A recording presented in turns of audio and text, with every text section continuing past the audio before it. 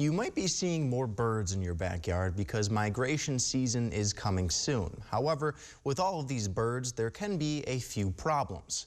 Newswatch 12's Morgan Johnson joins us live in studio with more. Morgan? Nate, although it isn't peak migration season yet, some birds are starting to fly up north.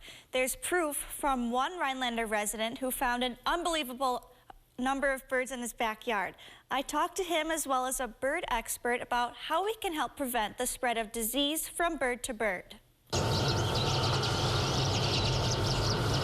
Stephen Schreier woke up and did not expect to see what he did. The first morning when I came down, and they're usually out there pretty early, I was a little taken back.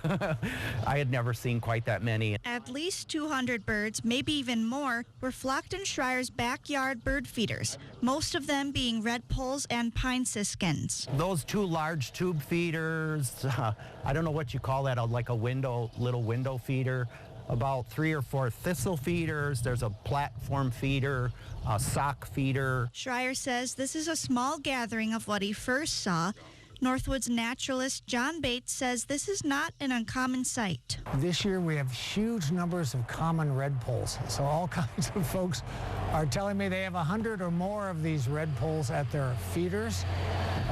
Some people with 200. Redpolls will congregate together while they are migrating, creating large groups like what Schreier saw. Late April to early May is when birds are migrating to northern Wisconsin. Bates says with all these birds come a few problems. So it's a small army, and they're all eating out of the same bowl or off the same feeders, as it were. We get a lot of birds coming up from the south, and so if they have salmonella on the fly up, there's not much you can do, even if your feeder's perfectly clean. Although sickness in birds isn't always preventable, Bates says birds are an essential part of the ecosystem. Schreier says he cleans his feeders monthly, all to keep his backyard friends coming back.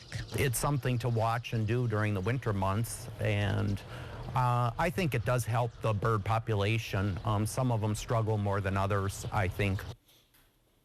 Birds that are infected with salmonella will become puffy, inflated, and lethargic. Bates recommends cleaning your bird feeders, especially if they've been sitting out all winter. Use 1 part bleach to 10 parts water.